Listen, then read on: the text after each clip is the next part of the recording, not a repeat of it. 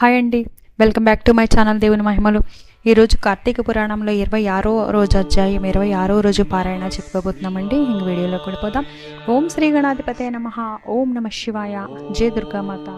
ఓం నమో శ్రీ వెంకటేశాయ నమః. ఓం నమో శ్రీ షిరిడి సాయినాథాయ నమః. కార్తీక పురాణం 26వ రోజు అధ్యాయం. దూర్వాసుడు శ్రీహరిని శరణవేడుట, శ్రీహరి ఎత్తపోద.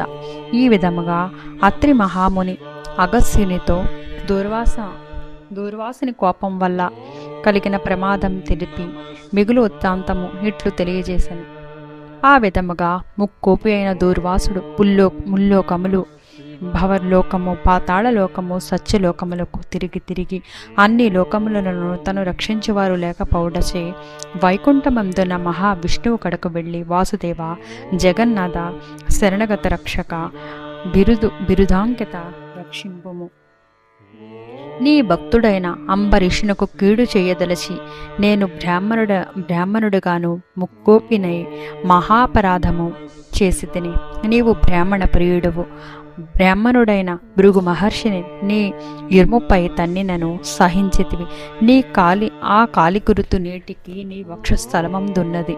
ప్రశాంత మనస్కుడవై అతని రక్షించినట్లే కోపంతో నీ భక్తునికి శాపమిచ్చిన నన్ను కూడా రక్షింపుము. శ్రీహరి నీ చక్రాయుధము నన్ను చంపవచ్చుచున్నదని దూర్వాసుడు శ్రీమన్నారాయణుని పరిపరి విధముల ప్రార్థించెను. ఆ విధముగా దూర్వాసుడు అహంకారమును వదిలి తనను ప్రార్థించుట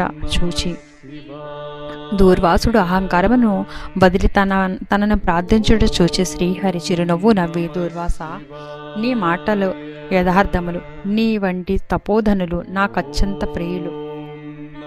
నీవు బ్రాహ్మణ రూపమున బుట్టిన రుద్రుడువు. నిన్ను చూచిన వారు 3 లోకములందు భయపడకుందురా. నేను త్రికరణముల బ్రాహ్మణులకు మాత్రమే ఎట్టి హింస కలిగించను.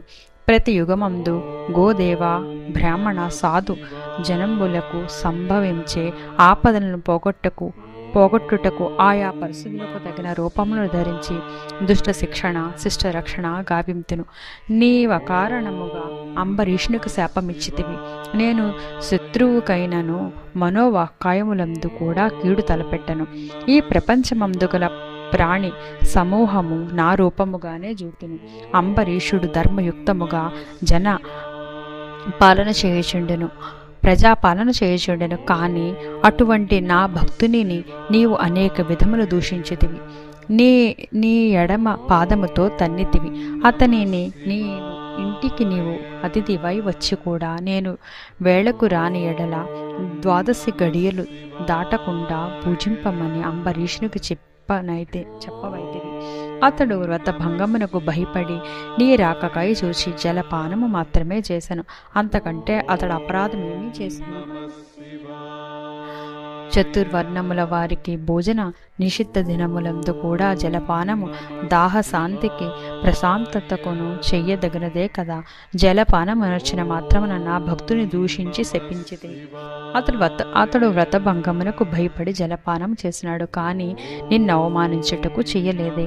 నీవు మండిపడుచున్నను బ్రతిమలాడి నిన్ను శాంతింపజేయ చూచెను. ఎంత బ్రతిమలాడినా నీవు శాంతి పడనందున నన్ను శరణు వేడెను. నేనప్పుడు రాజు హృదయంలో ప్రవేశించినాను. నీ శాపఫలములు 10 జన్మల్లోనూ అనుభవించుదునని పలికిన వాడిని నేనే. అతడు నీ వలన భయముచే నన్ను శరణు వేడుచుండెను, కానీ తన దేహము తను తెలుసుకునే స్థితిలో లేడు. నీ శాపములను అతడు వినలేదు. అంబరీషుడు నా భక్త కోటిలో శ్రేష్ఠుడు, నిరపరాధి, దయాశాలి, ధర్మ తత్పరుడు. అటువంటి వానిని అకారణముగా దూషించితివి. అతని నిష్కారణముగా శపించితివి. విచారింపవలదు. ఆ శాపములను లోకోపకారమునికై నేనే అనుభవించు.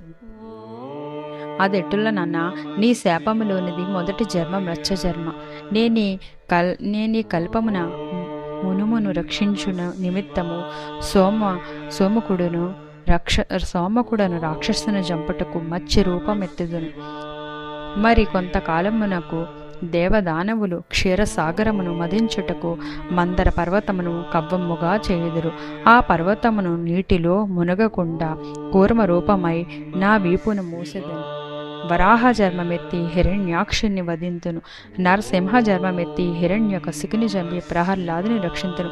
బలిచే స్వర్గము నుండి పారద్రోలబడిన ఇంద్రునకు తిరిగి స్వర్గలోకమునకు అప్పగించుటకు వామన రూపమెత్తి బలి చక్రవర్తిని పాతాళ లోకమునకు త్రొక్కి వేసుతను.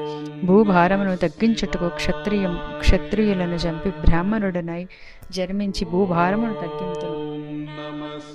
లోక కంటకుడైన రావణుని చంపి లోకోపకారము చేయుటకు రఘువంశమున రాముడనై జన్మింతును. పెదప యదువంశమున శ్రీకృష్ణునిగాను, కలియుగమున బుద్ధుడుగాను, కలియుగాంతమున విష్ణుచిత్తుడుగాను, విప్రుని ఎంట కల్కి అను పేరుతో జన్మించి ఆశ్వారూఢుండనై పరిభ్రమించుచు బ్రహ్మ దేవర్షులందును మట్టు పెట్టెదను.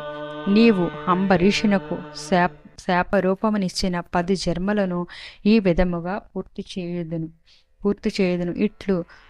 ఇట్లు నా దశావతారమును సదా స్మరించు వారికి సమస్త పాపములు హరింపజేసి వైకుంఠ ప్రాప్తిని సొంగుదును. ఇది ముమ్మాటికి తజ్జను. ఇట్లు స్కంద పురాణ అంతర్గత వశిష్ఠ ప్రోక్త కార్తీక మహత్సమందలి షడ్వింశోధ్యాయము 26వ రోజు పారాయణ సమాప్తము.